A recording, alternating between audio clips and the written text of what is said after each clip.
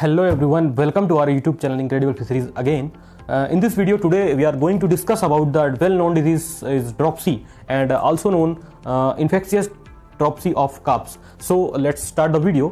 हमारे सभी वीडियोस की लेटेस्ट अपडेट पाने के लिए चैनल को सब्सक्राइब करें और बेल आइकन को प्रेस करना बिल्कुल भी ना भूलें। तो सभी किसान भाइयों को मेरा बहुत बहुत नमस्कार। और आज हम इस वीडियो में जिस विषय में बात करेंगे वो एक बहुत ही प्रचलित बीमारी है जिसको हम ड्रॉप्सी के नाम से जानते हैं, और हिंदी में अगर मछली किसानों की भाषा में कहें और मध्य प्रदेश के क्षेत्रों में जिस नाम से इस बीमारी को जाना जाता है इसका नाम होता है जलोदर नाम से इस बीमारी को बहुत ज़्यादा जाना जाता है। और ये एक बहुत ही प्रचलित बीमारी है जो कि आम मछलियों में सबसे ज़्यादा मिलती है, कार्प मछलियों में।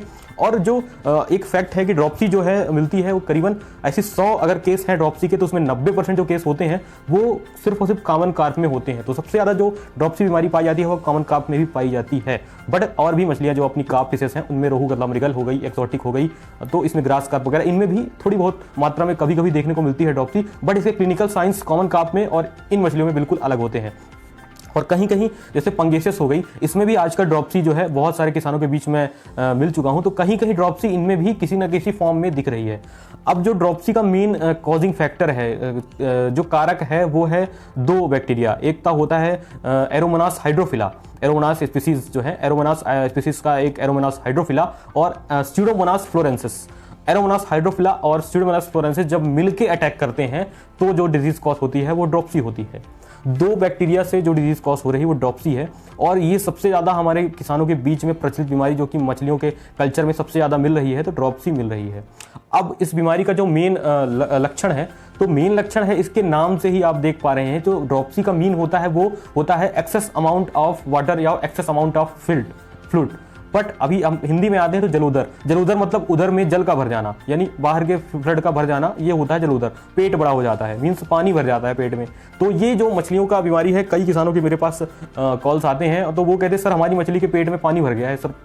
तो ये बीमारी जो है अक्सर जो है सबसे ज़्यादा कॉमन कार्प में दिखती है। और सबसे मेन जो इसका सिम्टम है, लक्षण है, वो ये है कि मछलियों के पेट में पानी भर जाना या एक्सटर्नल फ्लूइड का एक्सेस अमाउंट में भर जाना। ठीक है, तो इससे क्या होता है, मछली का पेट भारी दिखने लगता है और धीरे धीरे उसका पेट फटने की भी नौबत आ सकती है। अब जो पेट का भारी होना है वो दो तरीके से है। एक तो पानी का भर जाना, एक्सेस अमाउंट ऑफ फ्लड का। बट अगर मछली का डाइजेस्टिव सिस्टम जो है, क्योंकि एरोमोनास हाइड्रोफिला जो है मछली के डाइजेस्टिव सिस्टम पे अटैक करता है और स्यूडोमोनास फ्लोरेंसिस मछली के लीवर फंक्शन पे अटैक करता है। तो लीवर फंक्शन अगर डिसफंक्शन होता है, लीवर का फंक्शन अगर डिसफंक्शन होता है तो वो सीधे तौर पर डाइजेस्टिव सिस्टम को भी प्रभावित करेगा। तो डाइजेस्टिव सिस्टम पे प्रभावित करने के बाद जो गैसियस एक्सचेंज है वो प्रभावित हो जाता है, मछली का जो वायु का एक्सचेंज है वो प्रभावित हो जाता है। इससे क्या होता है कि जो गिल्स एंड जो फिन के माध्यम से जो गैस का एक्सचेंज होता है तो वो नहीं हो पाता है प्रॉपर ढंग से। तो मछली के जो पेट है उसमें जो एक्सेस अमाउंट ऑफ गैस का है वो ही बढ़ जाता है, जो कि हानिकारक गैसें जैसे CO2 हो गई। तो ये गैसें भी उसके बेली में या पेट में भर जाती है, जिस कारण से बेली ब्रस्ट होता है, यानी पेट फूटने की समस्या भी आती है। कई बार हार्वेस्टिंग के टाइम किसानों को मछलियों के पेट फटे हुए मिलते हैं, तो उसका एक कारण ड्रॉप्सी भी हो सकता है। अब जो है ड्रॉप्सी का सर कहते हैं कि पेट फूलना बस नहीं है सर, बहुत सारे चीज़ें ड्रॉप्सी में आ रही हैं, मतलब और कौन कौन से लक्षण है। तो जो कॉमन डिजीज हैं उनमें ड्रॉप्सी का मेन लक्षण तो पेट में पानी भरना है। बट अभी जो नई चीजें आ रही हैं, नए केसेस आ रहे हैं, उनमें ड्रॉप्सी का क्लिनिकल साइंस बहुत पुराने आइडेंटिफाई हो चुके हैं कि इसके साथ साथ जो अदर बैक्टीरियल डिजीज में अल्सरेटिव और स्किन की जो हिमोरेजिक सेप्टिसीमिया टाइप की जो लक्षण है वो भी देखने को मिल रहे हैं। मछली के जो स्केल्स हैं उसमें इरोजन होता है, मछली की जो स्किन है उसमें पैचेस आते हैं, और साथ साथ मछली का जो फिन्स है, पेक्टोरल या पेल्विक फिन, जो साइड के पंख होते हैं उनमें भी रेडनेस यानी लाल कलर का डिस्कलरेशन आता है। और मछली की जो ऊपरी त्वचा है या स्किन है उस पर पूरा का पूरा रेसेस के साथ साथ उसमें उखड़ना चालू हो जाता है। एक तरीके से आप स्क्रीन पे देख रहे होंगे, एक मछली है, ये कार्प फिश है जिसपे ये स्केल आप देख रहे होंगे कैसे उजड़े टाइप के। तो ये एक क्लिनिकल साइन भी बहुत ज़्यादा सामने आ रहा है।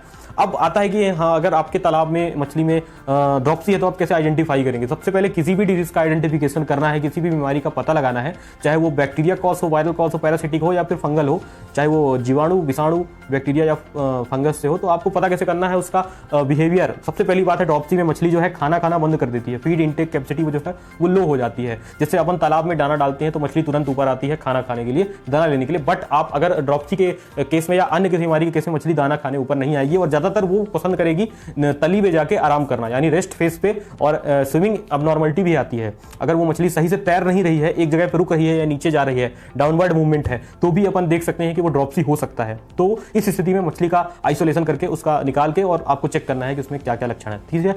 इसके बाद आता है कि मछली का जो एनल पार्ट है उसमें भी रेडनेस आती है, ब्लड भी निकलता है। एक्सीटा जो होता है मछली का वेस्ट मटेरियल जिसको अपन व्यर्थ पदार्थ बोलते हैं, उसमें भी रेडनेस होती है और कंटामिनेटेड फीकल मटेरियल भी देखने को मिलता है ड्रॉपसी की स्टेज में।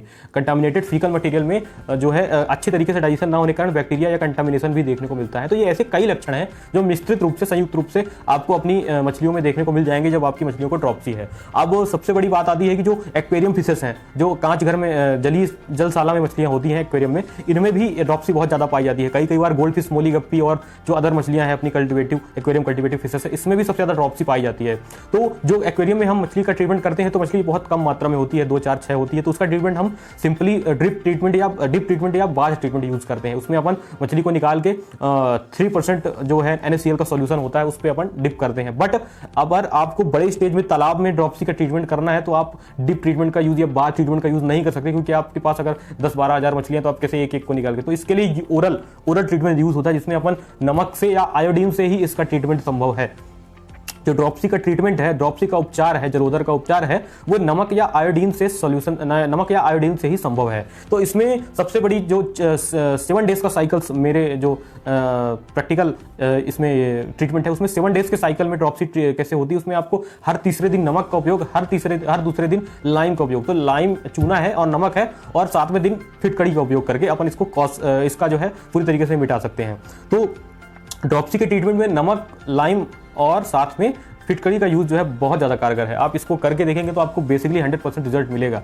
तो अभी अगर आपके पास ड्रॉपसी का इनिशियल स्टेज, प्रारंभिक अवस्था में अगर आपको ड्रॉपसी दिखती है तो आप नमक से उसको ट्रीट कर सकते हैं। बट नमक में कंप्लीटली आयोडीन नहीं होता है, नमक में आयोडीन का परसेंटेज डिसाइड होता है कि किस नमक में कितना होगा। जो हम एडिबल सॉल्ट यानी खाने वाला नमक यूज करते हैं, कंप्लीट आयोडीन उस पर नहीं होता है। तो इस कारण से अगर आपके पास इमरजेंसी या आपातकालीन कंडीशन है कि आपके पूरे कल्चर में ड्रॉपसी लग चुका है, तो आपको कम से कम आयोडीन का प्योर सॉल्यूशन ही यूज करना है तालाब में ट्रीटमेंट के लिए। प्योर पर्टिकुलर अमाउंट में आपको आयोडीन का सॉल्यूशन इमरजेंसी केस में यूज करना है। बट इसका ट्रीटमेंट आप सिंपल नमक से भी कर सकते हैं। तो जो नमक का आयोडीन का सॉल्यूशन है वो पानी उसको कंसंट्रेट कर देता है, जिससे वो पेट से बाहर निकल आता है, या फिर उसका जो एक्सचेंज है, गैसियस एक्सचेंज है, वो मीडियम प्योर हो जाता है। तो इस कारण से इसका ट्रीटमेंट होता है। जो बैक्टीरिया है वो डेड हो जाते हैं, स्पोर्स, उनके जो बैक्टीरिया के स्पोर्स होते हैं उनमें डेड हो जाते हैं, उस कारण से ये आपको खत्म हो जाता है। तो आपका सबसे बड़ा सोल्यूशन वो नमक या आयोडीन है। तो किसान भाइयों, आपको अगर ड्रॉपसी है आपके तालाब में, आपको लग रहा है कि हमारी मछलियों के पेट में पानी भर रहा है या और लक्षण दिख रहे हैं, तो आपको बिल्कुल भी घबराने की जरूरत नहीं है। आप तुरंत उसका ट्रीटमेंट कर सकते हैं आयोडीन या नमक से और चूने से।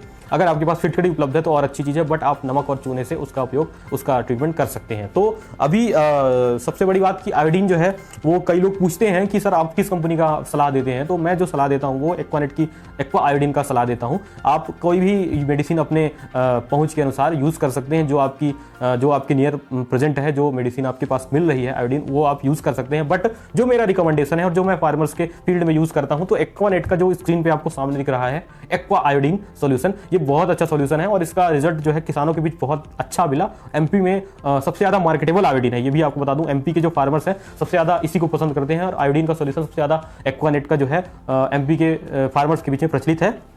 तो आप अपनी आवश्यकता अनुसार कोई भी मेडिसिन या नमक यूज कर सकते हैं, बट आयोडीन का सॉल्यूशन प्रॉपर जो है वो आपको यूज करना है at the time of emergency. और अगर आप नॉर्मल तरीके से भी आयोडीन का उपयोग करते हैं तो बहुत अच्छी बात है। ये डिपेंड करता है आपके खर्चे और आपके एक्सपेंस का बजट क्या है, तो आप यूज कर सकते हैं। बहुत अच्छा सोल्यूशन है आयोडीन का, एक्वा आयोडीन आप यूज करिए। अगर रिजल्ट मिलता है तो आप दोबारा करिए। तो जो अभी मैंने इस वीडियो में आपको बताया कि ड्रॉपसी का ट्रीटमेंट क्या करना है, इसका आप बेहतर रिजल्ट पा सकते हैं अगर आपने सही ट्रीटमेंट लिया तो। दूसरी बात, अगर आप लोग चाहते हैं कि हम और भी किसी डिजीज पे वीडियो बनाएं या फिश फार्मिंग से रिलेटेड और भी कोई आपको समस्या है, तो आप मुझे कमेंट बॉक्स पे जरूर बोलिए, बताइए कि आपको क्या चाहिए और आपको क्या परेशानी है। डिस्क्रिप्शन बॉक्स में मेरा मेल है और मेरा फोन नंबर भी है, तो आप उसके थ्रू भी मुझे कांटेक्ट कर सकते हैं। और साथ ही जो नई नई वीडियोस हैं वो मैं आपके लिए लाता रहता हूं, तो आप सब चैनल को सब्सक्राइब करना बिल्कुल भी ना भूलें और साथ ही बेल आइकन को प्रेस करें ताकि आने वाले वीडियो की लेटेस्ट अपडेट आपको जल्दी से जल्दी मिलती रहे। और जो नए टॉपिक्स हैं वो भी आप मुझे सजेस्ट कर सकते हैं कि किस पे वीडियो बनाना है। तो किसान भाइयों की जो समस्याएं हैं मैं पूरी तरीके से सॉल्व करने की कोशिश करूंगा। आप यूट्यूब पे जो मिस गाइडेंस फैली हुई है फिश फार्मिंग को लेके, जो बहुत सारे नॉन प्रोफेशनल्स लोग हैं जिनका कोई वास्ता नहीं है फिश फार्मिंग से या फिशरीज से, वो सिर्फ और सिर्फ अपनी मार्केटिंग करने के लिए जो यूज करते हैं किसानों का, वो चीजें बंद करें। और आप सब बिल्कुल भी मिस गाइडेंस जो है भटके नहीं, आप सब सही चीजें देखें। कंप्लीट नॉलेज और प्योर नॉलेज लीजिए ताकि आपको सही जानकारी मिल सके, आप बिल्कुल भी मिस गाइडेंस पे ना जाएं।